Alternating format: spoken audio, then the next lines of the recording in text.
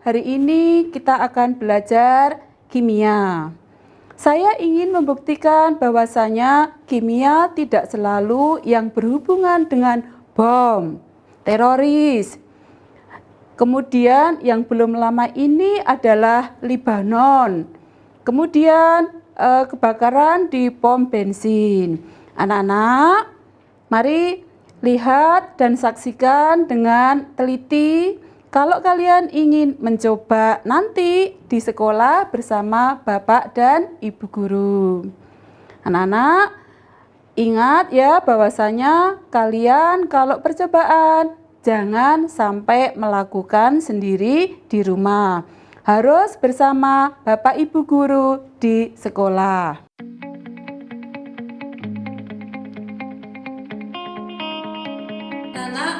Saya akan menunjukkan sesuatu kepada kalian ya.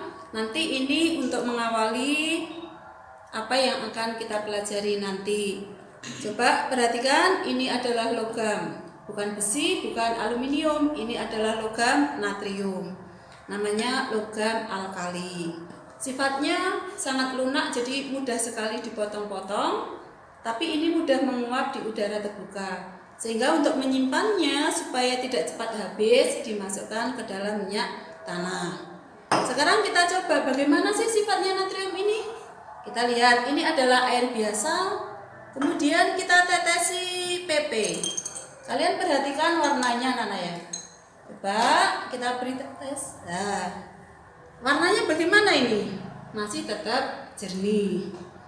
Kemudian kita masukkan ini, tapi untuk amannya kita beri kertas saring.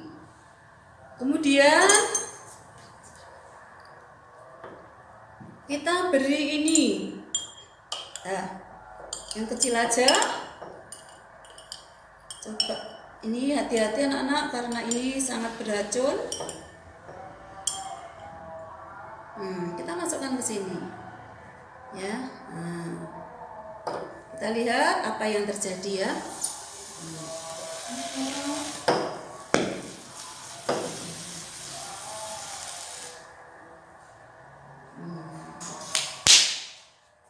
Ya.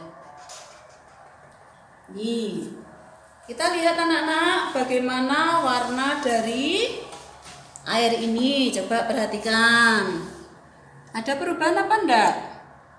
Ya, pastinya sedikit berubah karena ini sudah terjadi perubahan zat di sini. Bagaimana percobaannya yang telah Ibu lakukan? Menarik bukan? Bahan yang Ibu gunakan dan contoh yang Ibu berikan serta hasil dari percobaan merupakan tema yang akan kita pelajari hari ini, yaitu zat tunggal dan campuran. Yang pertama anak-anak, mari kita belajar mengenai unsur. Apakah unsur itu? Di sini Ibu memberikan contoh unsur karbon. Unsur karbon yang Ibu berikan contoh di sini adalah arang. Apakah kamu di rumah punya arang anak-anak? Kalau tidak punya, silahkan ambil pensil kalian. Coba kamu perhatikan ujung pensil anak-anak yang berwarna hitam. Warna hitam pada pensil yang kita gunakan untuk menulis adalah contoh dari unsur karbon berbentuk grafit. Anak-anak, coba kamu putuskan. Kemudian kamu potong-potong hingga menjadi bagian kecil yang tidak bisa dibagi lagi. Setelah itu, kamu amati anak-anak. Sebelum dan setelah menjadi grafit yang halus, kamu amati. Apakah ada perubahan anak-anak? Ya, ternyata tidak ada perubahan zat. Yang berubah hanya ukurannya saja. Sehingga kita bisa mengambil kesimpulan bahwasanya unsur adalah zat tunggal yang tidak bisa dibagi menjadi zat yang lain. Anak-anak, bagian terkecil dari unsur sering disebut dengan atom. Kalau kita bicara unsur seperti ini adalah contoh dari atom oksigen. Atom oksigen atau unsur oksigen ini tidak akan bisa berubah menjadi karbon. Demikian juga karbon tidak akan bisa berubah menjadi oksigen. Unsur ini sering disebut dengan zat murni, artinya tidak ada campuran di zat ini, sehingga dibagi sampai kapanpun tidak akan berubah menjadi zat yang lain. Pertanyaan berikutnya anak-anak, di dunia ini ada berapa unsur? Dan dalam bentuk apa saja unsur yang ada di bumi ini? Anak-anak, sekarang coba kita perhatikan. Unsur yang ada di dunia ini, kita lihat nomor unsur terakhir, yaitu 118. Artinya apa? Unsur dengan nomor 118 adalah unsur terakhir yang dibuat. Berarti di bumi ini terdapat 94 unsur alam, selebihnya adalah unsur yang dibuat secara sintetis. Unsur bisa berwujud padat, cair, dan gas. Ada juga pengelompokan unsur menggunakan logam dan non-logam. Anak-anak, kalian harus memahami bahwasanya besi termasuk ke dalam unsur. Pertanyaan saya anak-anak, bagaimana kalian mengetahui bahwasanya zat ini termasuk unsur dan yang ini termasuk bukan unsur? Kita perhatikan pada tabel anak-anak. Di situ terdapat lambang-lambang unsur yang terdiri dari satu huruf besar dan ada dua huruf yang terdiri dari depan huruf besar, belakangnya huruf kecil. Anak-anak, dasar dari pelambangan unsur ini adalah ada lembaga khusus yang memberi lambang setiap unsur yang ditemukan. Lembaga internasional tersebut adalah lembaga IUPAC. Lambang unsur dibentuk berdasarkan nama-nama unsur. Nama unsur diambil menggunakan nama Latin atau nama Yunani. Anak-anak, ada beberapa nama Latin itu hampir sama dengan nama yang ada di negara tersebut. Contohnya, misalnya kalium. Itu secara nama Latin juga sama, kalium, diberi simbol K. Kemudian ada nitrogen. Di Indonesia ataupun di Latin hampir sama, nitrogenium, diberi simbol dengan huruf besar N.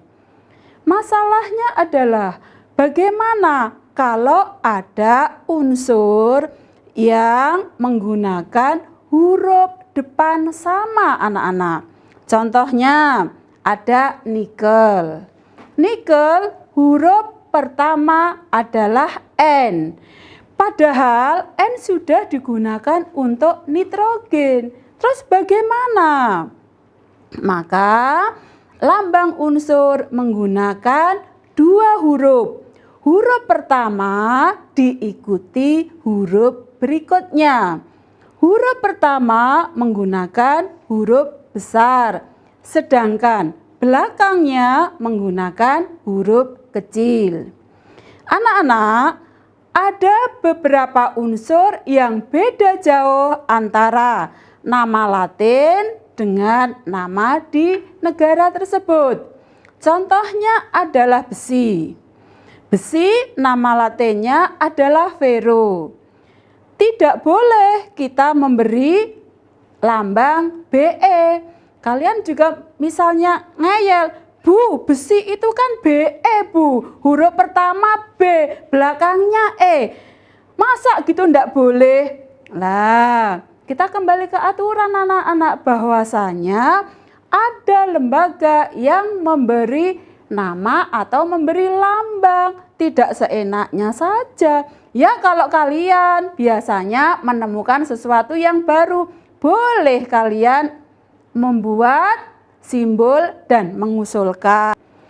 Anak-anak, ternyata unsur yang ada di alam ini ada yang berdiri sendiri, ada yang berikatan dengan unsur yang lainnya. Ketika suatu unsur berikatan dengan unsur yang lain, maka akan membentuk sebuah senyawa. Contoh senyawa yang ada di dalam kehidupan kita sehari-hari adalah ini anak-anak. Saya punya model unsur oksigen. Dan saya juga punya unsur oksigen. Unsur oksigen ini di alam tidak bisa berdiri sendiri anak-anak.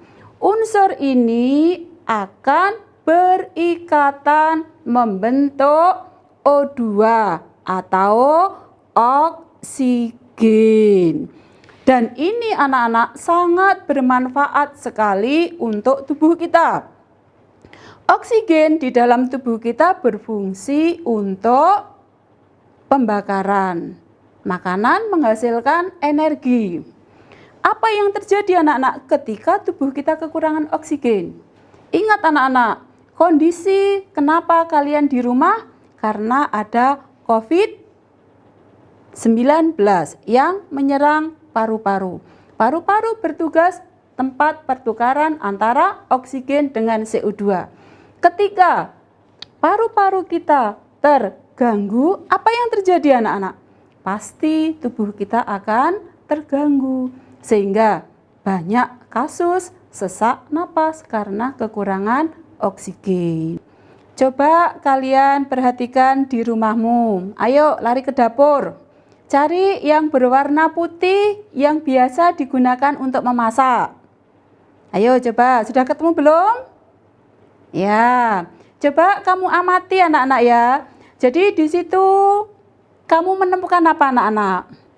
Kalau gula pasti rasanya manis. Kalau yang rasanya gurih dan biasa digunakan untuk memasak, lodeh, rawon, biasanya pakai apa anak-anak?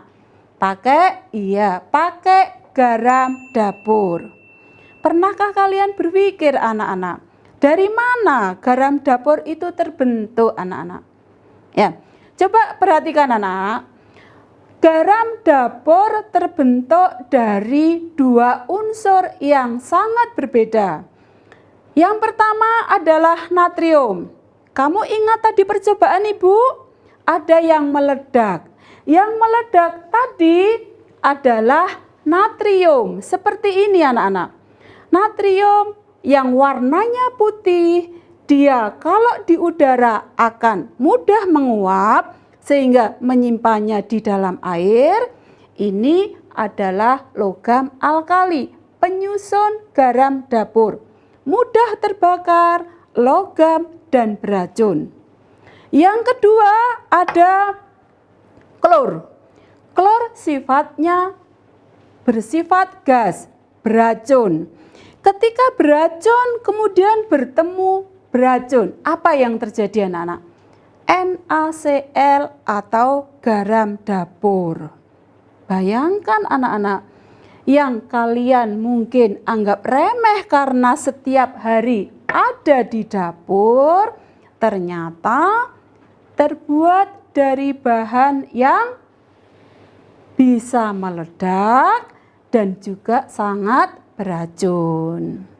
Anak-anak, ini ilmu kimia yang seringkali kita anggap bahwasanya ilmu kimia berkaitan dengan yang tidak bagus. Ternyata setiap hari kita berinteraksi dengan bahan-bahan kimia. Ini adalah yang kalian lihat adalah struktur dari natrium klorida atau NaCl. Anak-anak, saya ingatkan kembali bahwasanya kita itu berada di dunia kimia. Dari bangun tidur sampai mau tidur, kita berkaitan dengan kimia. Sehingga kita seperti berada di lautan kimia. Kita berenang-renang di antara zat-zat kimia. Coba anak-anak, bangun tidur, kalian menghirup apa? Senyawa oksigen. Kemudian ke kamar mandi, kalian mandi, ya kan? Mandi menggunakan air. Air termasuk, betul, air termasuk senyawa.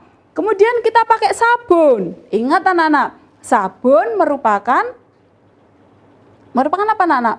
Merupakan bahan-bahan kimia.